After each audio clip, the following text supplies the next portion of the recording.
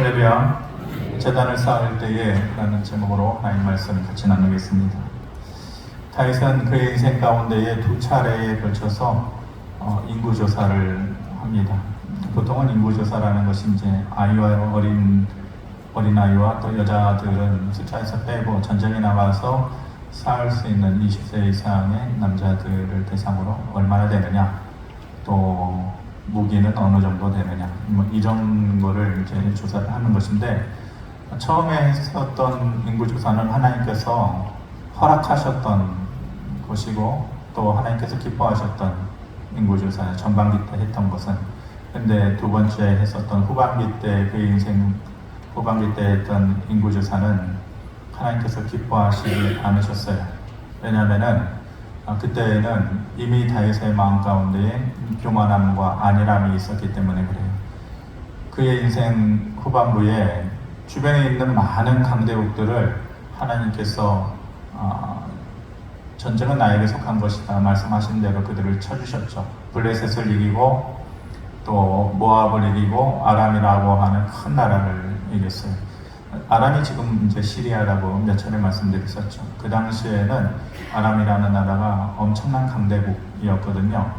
연거푸서 그 강대국들을 이기고 또 치고 나니까 사람의 마음 가운데 이제 교만함이 들어오는 것이죠. 내가 이렇게 승승장구하는 것을 보니까 내가 내 인생에서 이뤄놓은 것이 꽤 있겠구나. 과거보다는 힘도 세지고 준비된 것도 많겠구나. 어디 한번 조사해 볼까? 얼마나 되나? 이런 마음이 있었던 것 같아요. 그러니까 1절에 보면은 이렇게 말씀하지 않습니까? 사탄이 일어나 이스라엘을 대적하고 다윗을 충동하여 이스라엘을 계수하게 하니라. 그러니까 그 시작이 어디예요? 사탄이 충동하는 마음이었다. 하나님께서 기뻐하시는 허락하신 마음이 아니고 다윗의 마음 가운데 충동되어져서 얼마나 되나 한번 해볼까? 교만함과 안일함이 거기에 있었다는 것이죠. 그래서 하나님께서 혹시 다른 사람이어도 그랬을지 모르겠는데 다윗이니까, 왜냐하면 하나님께서 믿는 사람 아니에요. 그를 가장 아끼는, 이스라엘 역사 가운데에서 하나님께서 가장 아끼는 인물 손꼽으라 그러면은 세 손가락 안에 드는 사람이 다윗 아니겠어요? 그러니까 실망을 주지 말아야 할 사람이 실망을 주니까 하나님께서 다윗에게 채찍을 가하시는 거죠. 그래서 그냥 넘어가지 않고 세 가지의 재앙을 다윗과 그 나라에 내리겠다고 하셔요. 근데 동시에 내리는 것이 아니라 세 가지 중에서 그래도 하나님께서 배려를 해주셔서 선택을 해라, 그렇게 얘기해요. 첫 번째 것은 3년 동안에 이 나라에 기근이 있을 것이다. 너가 그 재앙을 받을래? 아니면 석 달 동안, 두 번째는 석 달 동안에 너와 너희 나라가 주변 나라에 침공을 당해서 도망다니는 신세가 될 것이다. 그거를 선택할래? 세 번째는 3일 동안에 이 나라 전역에 전염병이 돌 것이다. 3년 동안의 기근을 받을래? 석 달 동안에 도망다니는 인생 될래? 3일 동안에 전염병이 이 나라에 깃들이 있는 것을 감내할래? 하나님께서 선택하라고 하는 거죠. 몇 번 선택했을까요? 네. 아무리 공부 못하는 애들도 4개 중에서는 잘 찍어요. 맞고 틀리면 그 다음 문제고, 3번을 찍죠. 3번을. 다윗이 3년의 기간은 너무 오래고, 석 달 동안에 나라 전체가 도망다니는 신세도 너무 힘들고, 다 힘들기는 하지만은 그래서 세 번째 것을 선택합니다. 3일 동안에 전염병을 선택하게 되죠. 그런데 막상 거기서 선택하고 났지만 너무 가혹한 거예요. 너무 힘든 현실이었죠. 7만 명의 사람이 그것으로 인해서 이제 죽임을 당하게 되는 것입니다. 그 현실을 저희가 지켜보면서 누구 때문에 그런 거예요? 자신의 실수 때문에. 자신의 실수와 자신의 선택 때문에 누가 힘든 거예요? 나라가 힘들고 백성들이 힘들고 그런 거예요. 요즘 북한의 큰 홍수 때문에 북한의 지도자 땡땡땡 여기저기 막 바쁘더라고요. 그런데 실질적으로 그 국민들의 아픔을 이해하는지 모르겠어요. 겉으로만 그렇게 하는지. 우리나라라고 뭐 별반 다르겠어요. 17절 말씀을 보면은 다윗이 그런 상황 가운데서 이런 고백을 하는데 한번 같이 읽어볼까요? 시작. 하나님께 아뢰되 명령하여 백성들을 계속하게 한 자가 내가 아니니까 범죄하고 악을 행한 자는 곧 나이니이다. 이 양 때는 무엇을 행하였나이까? 청하건대 나의 하나님 여호와여 주의 손으로 나와 내 아버지의 집을 치시고 주의 백성에게 재앙을 내리지 마옵소서 하니라. 성경을 읽다 보면 계속해서 보다 보면 그때는 못 느꼈던 것을 보게 되기도 하고 그때는 이 사람이 이런 사람이 아니었던 것 같은데 또 다른 면을 보기도 하고 그런 면들이 많이 있는데 다윗이라는 사람은 보면 볼수록 마치 양파 껍질 벗겨내는 것처럼 또 나오고 또 나오고 그런 깊이가 있는 사람인 것 같아요. 자기가 잘못했다는 내가 아닙니까? 계속하게 한 자가 내가 아닙니까? 이 사람들이 무엇을 행했습니까? 주의 손으로 나와 내 아버지의 집을 치시고 재앙을 백성들에게는 내리시나요? 내 탓이다, 내 탓이다. 이렇게 된 것이 내 탓이니까 나를 치시고 백성들을 낳아주어라. 요즘 보니까 뭐 제가 요즘 뉴스도 잘 안 보고 요즘 올림픽 하다 보니까 올림픽만 보다 보니까 뭐 다른 건 잘 안 보는데 뭐가 이렇게 인터넷에 떴다 하면은 찾아보니까 뭐 요즘 인사청문회 한다 그러고 그렇게 하더라고요. 그래서 안 보려다 이렇게 슬쩍슬쩍 몇 장면을 봤더니 도대체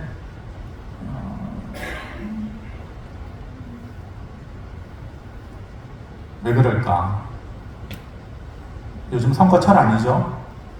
그러니까 빨강이니 파랑이니 그런 말을 하지 마세요. 그런 거를 떠나서 얘기하는 것이니까. 누구 하나라도 예를 들어서 누가 죽은 것에 대해서 책임을 지는 문제 아니면은 국가적으로 뭐 어려운 일이 생겨서 그것에 대해서 뭐 책임을 지는 문제. 저는 평생에 한 번이라도 TV에서 국민들한테 공개적으로 그것이 청문회가 됐던 아니면은 법원 앞에서 그 포토라인에 섰던 누구라도 한 번이라도 한 명이라도 우리나라에 그런 사람이 있었으면 좋겠어요. 내 탓입니다. 제가 그렇게 한 거 맞습니다. 내가 잘못 지시해서 그런 일이 있었던 것입니다. 미안합니다. 제가 그만두겠습니다. 벌을 받겠습니다. 이러면은 저는 그 화면을 보고 저는 분명히 울 거예요. 예. 그런데 이 도둑놈들이 이 도둑놈이라고 하는 것은 최대한 언어를 순화해서 말씀드려요. 그 누구라도 내가 안 했다고 하고 모른다고 하고 이번만을 얘기하는 것이 아니고 그 전에 있었던 사람들 또 그 전에 있었던 사람들 다 포함해서 이놈이나 저놈이나 그래서 이건 아니다. 다윗과 같은 지도자가 있어야 국민이나 백성들이 따라가는 거예요.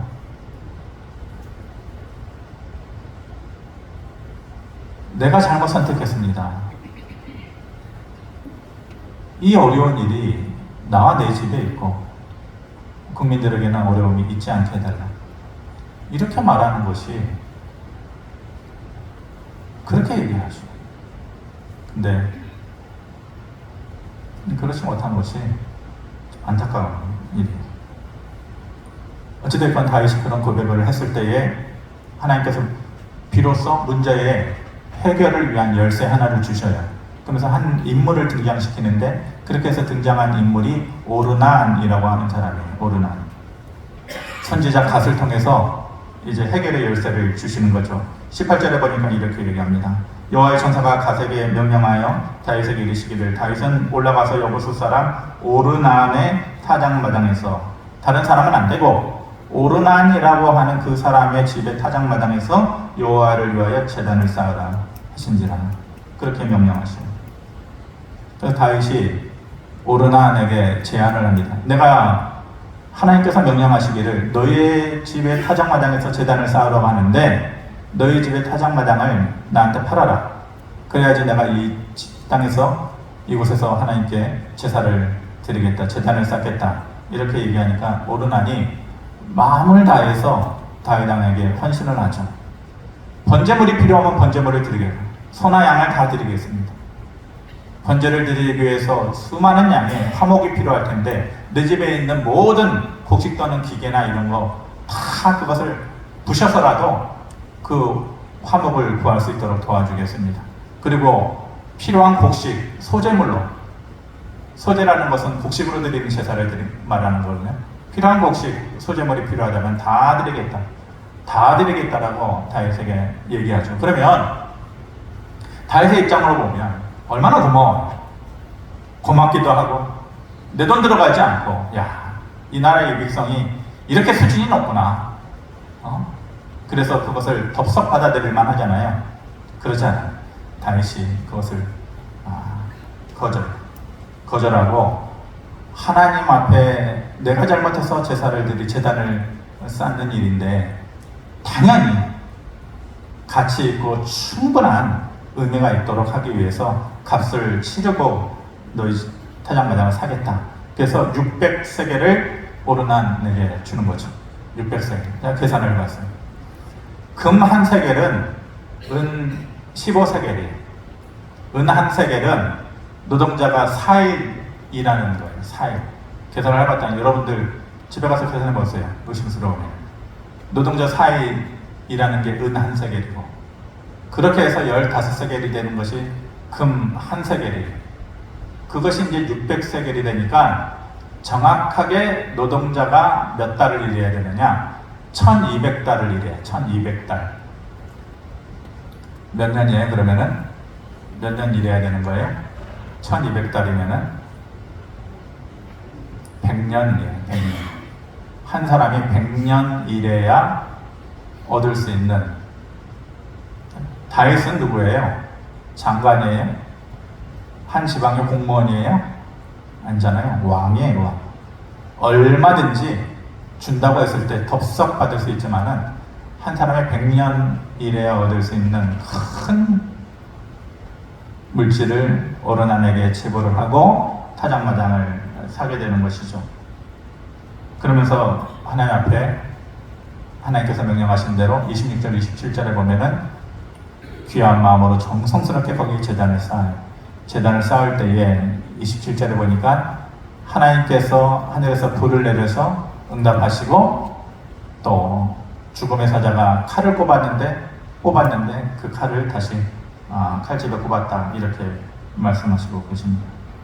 그렇게 다윗은 자기 인생의 최대 위기, 후반기 때 두 번째 얻었던 최대 인생의 위기를 넘기게 되는 거죠. 그 방법이 뭐냐? 그렇게 될 수 있었고 할 수 있었던 방법 하나가 뭐냐? 바로 제단을 쌓아라. 제단을. 이 오늘 되어지는 스토리의 말씀을 보면서 우리가 깨닫고 또 우리의 삶에 적용해야 되는 것이 세 가지가 있어요. 첫 번째는 뭐냐? 문제 앞에서 이스라엘 백성들은 항상 제단을 쌓았다. 문제 앞에서 항상 제단을 쌓았다. 22절. 내가 여호와를 위하여 여기 한 제단을 쌓으리니 그리하면 전염병이 백성 중에서 그치리라.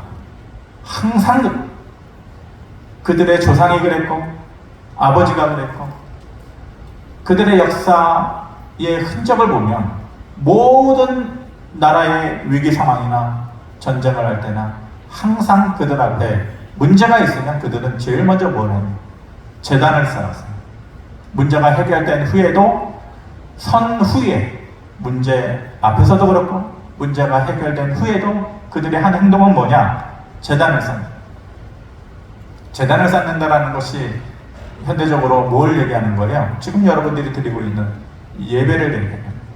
제단을 쌓는다라는 것은 제사를 드린다는 것이 뭐예요? 예배를 드리는 것이 얘기하는 거예요. 인생의 공식이 있을까요? 인생을 사는 것에 있어서 법칙이 있나요? 법칙대로 산다고 해도 내 이름은 달라지고 저 사람의 공식이 나에게는 적용되지 않는 것이 우리의 인생이죠. 인생에는 공식이 없어요. 특별한 공식이 없어요. 그런데 믿음에는 공식이 있어요. 공식. 믿음의 비법이 있다. 옛날에 우리 학교 다닐 때에 그게 정확한지는 몰라도 여러분들 다 기억하죠. 피타고라스의 정리. 그 문제를, 그 공식을 적용해서 풀 수 있는 문제들이 엄청 많죠. 직각삼각형이 있으면은 직각에 대응하는 대응변의 제곱은 직각을 끼고 있는 두 변의 제곱의 양과 같다. 그래서 우리가 학교 다닐 때 열심히, 뭐가 뭔지 몰라, 공부 못하는 애들도 그거를 가지고 문제를 풀지 못하는 애들도 무조건 외웠던 공식이 있어요. A제곱 플러스 B의 제곱은 C의 제곱이다. 기억나실 거예요. 이게 피타고라스 정리. 이거를 대입하지 않으면 절대로 문제를 풀지 못해요. 이게 왜 이게 돼야 돼? 사람들마다 따지는 사람이 있거든요. 왜 A제곱 플러스 직각삼각형에서 A제곱 플러스 B의 제곱이 왜 C의 제곱이 돼야 돼?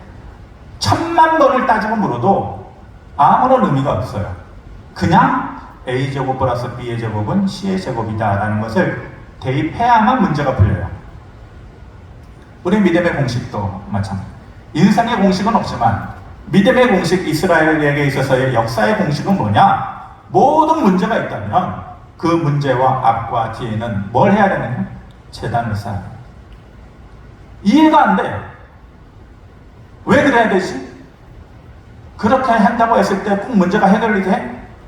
따져 물을 이유가 없는 거예요. 왜냐? 공식이니까. 근데 공식 앞에서 따져 묻는 사람은 미련한 사람이에요. 그냥 그것을 대입해야 돼요. 뒤에 후반부에 왜 그것이 그렇게 적용되느냐? 다른 경우에 한 가지 말씀을 더 드리겠지만은, 우리가 문제가 있으면, 우리의 인생에 문제가 있으면 우리는 수많은 해결책들을 찾으려고 동분서주하죠. 사람을 찾아가기도 하고, 손을 내밀기도 하고, 또 다른 곳에서 다른 해결 방법을 찾으려고 하고. 그렇지 않다. 어떤 문제든지, 그것이 개인적인 문제든지 가정의 문제든지 국가적인 문제든지, 이스라엘 백성들은 문제 앞에서 뭘 했냐? 항상 제단을 쌓아. 그게 공식.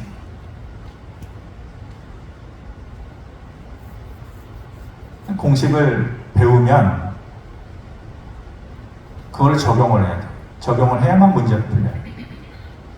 여러분들이 앞으로 어떤 인생의 문제에 부딪힌다 할지라도, 내 인생에 문제가 생겼구나, 어려움이 발생했구나, 밤새 전전긍긍하고 자불안석하고, 그럴 때에 이 말씀이 생각나야 돼. 도대체 인생의 문제를 어떻게 풀어야 되나? 어디서부터 실마리를 풀어내야 되나? 라고 고민할 때에 미세하게 이 음성이 여러분들의 마음 가운데 들면, 내가 제단을 쌓아 하나님 앞에 정성으로 예배를 드려요. 그럴 마음이 안 생겨요.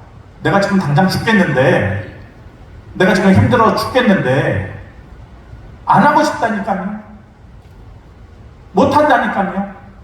근데 안 하겠다고 못한다고 그 공식을 적용 안 하면은 평생 피타고라스 정리는 적용 못하고 빵점 맞는 인생이 되는 거예요. 내 마음에는 이해가 되지 않고 힘들어서 죽어도 못하겠지만 공식대로 대입을 해야겠구나. 이게 지혜로운 점이에요. 그래서 모든 문제 앞에 항상 제단을 쌓는 이스라엘 백성들의 모습이 있었고, 두 번째는 제단을 쌓을 때 마음을 다했어요. 다윗이 26절에 보면 다윗이 거기서 여호와를 위하여 제단을 쌓고 번제와 화목제를 드려 여호와께 아뢰었다. 그 전에 오르나나게 얼마를 주었다고? 금 600세겔을 주었어. 엄청난 양에. 제단을 쌓을 때에 재물을 충분히 갖고 와서 헌금을 드리라는 얘기구나. 예, 맞아요. 사실은 이 말도 맞아요. 성경적으로 이것을 충분히 설명드릴 수 있어요. 근데 그거를 드리려고 하는 것이 아니라 제단을 쌓을 때에 마음을 다해야 된다는 것은 그 600세겔의 포커스가 맞춰지는 것이 아니라 뭐에 맞춰져요? 번제와 화목제를 드려야 돼요. 뭐냐? 번제라는 것은 모든 것을 다 불태워서 드립니다. 너희가 하나님 앞에서 제단을 쌓을 때에, 제사를 드릴 때에, 예배를 드릴 때 모든 것을 다 불태워서 드려요. 뭘 불태워야 돼요? 마음을 불태워야 돼요. 마음을 불태운다는 것이 마음을 뜨겁게 하라는 거예요. 그렇죠. 정성을 다해서 하나님께 너의 마음을 불태우고 화목제를 드린다는 것은, 화목제사는 어떤 의미예요? 하나님과 나가 하나가 된다는 의미를 가지고, 하나님 앞에서 내가 무릎을 꿇고 하나님께서 내 주인이 되신 것을 인정하면서 그렇게 마음을 다해서 드리는 제사, 그렇게 제단을 쌓는 것, 다윗이 보여준 믿음의 공식이 바로 그거인 것이죠. 구약의 성도들은 제사 드릴 때마다 뭘 가지고 나왔어요? 형편에 따라서 가지고 나왔어요. 잘 사는 사람은 소를 가지고, 그거보다 못하는 사람은 양을 가지고, 그거보다 못하는 사람은 염소를 가지고, 가난한 사람은 비둘기를 가지고, 찢어지게 가난한 사람은 비둘기도 못 갖고 나오고 콩조가리 가지고 나오고 곡식 가지고 나왔어요. 그건 소제라고. 각자 누구라도 손에 빈손으로 와가지고 제사를 어떻게 드려요? 와가지고 하나님 앞에 자기가 드릴 수 있는 최선의 것을 드리면서 번제를 드리고 화목제사를 드렸던 거죠. 그런데 그것은 완전한 제사가 아니에요. 구약의 시대에는 그렇게라도 제사를 드려서 하나님께 나아가고 죄를 용서받았지만은 예수 그리스도의 신약의 시대를 사는 사람은 그 제사법에서 벗어난 사람들이에요. 그 제사는 완전한 제사가 아니에요. 예수님께서 십자가 지심으로 인해서 예수님의 피를 찢고 몸을 찢고 피를 흘리심으로 인해서 예수님의 완전한 대속제물이 됩니다.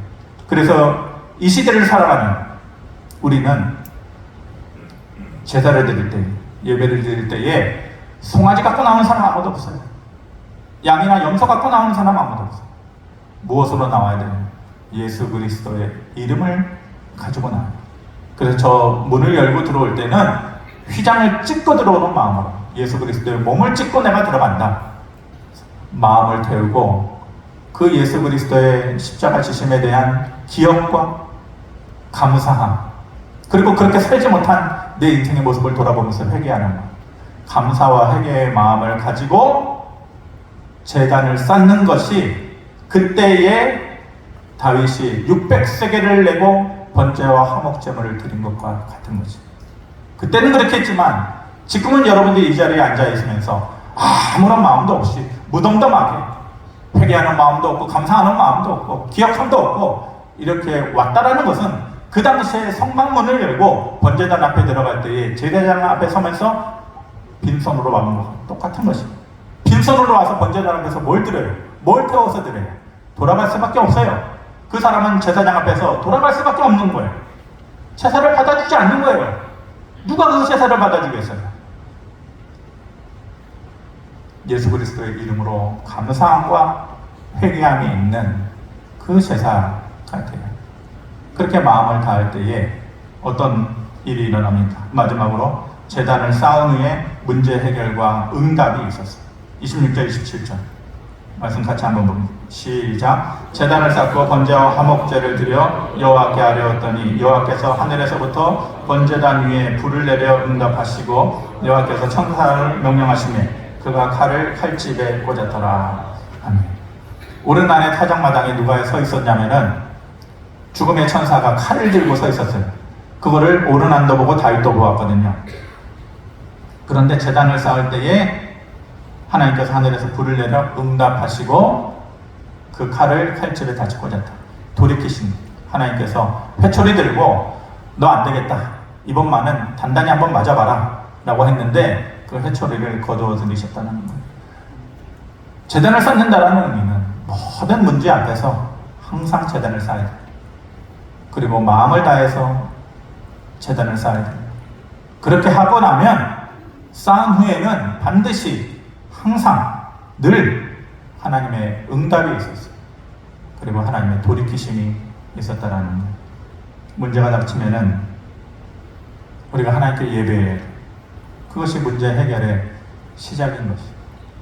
다른 곳에 가서 눈물 쏟고 콧물 흘리고 손바닥 짐은 지워지도록 그렇게 빌어보고 이게 아니고 피타고라스 정 공식을 수학 시험지에다가 대입하듯이 여러분들은 하나님 앞에 마음을 다해서 그래야지 하늘에서 불이 내리는 응답이 있는 거예요. 말씀을 정리하면서 왜 모든 문제 앞에서 제단을 쌓을 때에 문제 해결의 열쇠가 됐느냐. 역대하 20장에 보면은 남유다의 왕의 유명한 왕 한 명 있잖아요. 여호사밧. 여러분들이 많이 들어가지고 기억하실 만한 왕인데 여호사밧. 선한 왕이에요. 그런데 약한 왕. 선하지만 약한 왕. 뭐에 약해요? 인정에 약하고 감정에 약하고. 그래서 잘못된 것은 잘라버리고 끊어내야 되는데 그렇지 못한 사람, 북이스라엘의 아합 왕을 끝까지 버리지 못한 사람, 이 여호사밧과 같은 사람들이 사실 많죠. 기독교인들 가운데에 끊을 거는 끊어야 되는데 그렇지 못하는 사람이 많아요. 여호사밧 때의 일이거든요. 그때에 3개국이 남유다를 쳐들어와요. 모압과 암몬, 에돔 이렇게 세 나라가 여호사밧을 쳐들어오는데 세 나라가 힘을 합쳐가지고 쳐들어오니까 아무리 여호사밧이라고 할지라도 도대체 힘쓸 방법이 두 손 두 발을 다 놓을 수밖에 없는 그런 상황이었어요. 대하 20장 22절에 보면은 뭐라고 얘기했냐면 그때에 선지자가 하나님의 일을 맡은 사람이 그 두 손 두 발 다 놓고 왕이면 해결책을 마련해야죠. 싸울 거냐 아니면 항복할 거냐 어떻게 싸울 거냐 전술은 뭐냐 전략은 뭐냐 이래야 되는데 두 손 두 발 다 놓고 있으니까 하나님의 사람이 여호사밧에게 나와서 뭐라고 얘기하면은 제단을 쌓아라. 너가 아무것도 할 수 없지? 못하겠지? 죽겠지? 제단을 쌓아라. 그러면 너희가 그들을 이길 것이다. 이긴다라는 것이 불가능한데 그렇게 얘기를 해줘요. 근데 여호사밧이 궁금할 거 아니에요. 아니 어떻게 하나? 방법을 가르쳐. 이 왕이 얘기하는데 언제 어디로 나가라든지 어떤 전쟁을 싸울 것인지 방법을 얘기해줘라. 따지지도 않고 묻지도 않아. 그러면서 여호사밧이 알겠다고 하고 전쟁터에 나가요. 전쟁터에 나가서 무기를 뭘 쓰고 뭘 하고 그게 아니었어요. 대하 20장 22절 한번 같이 봅니다. 시작. 그 노래와 찬송이 시작될 때에 여호와께서 복병을 두어 유다를 치러 온 암몬 자손과 모압과 세일산 주민들을 치게 하심으로 그들이 패하였으니. 뭐 될 때에?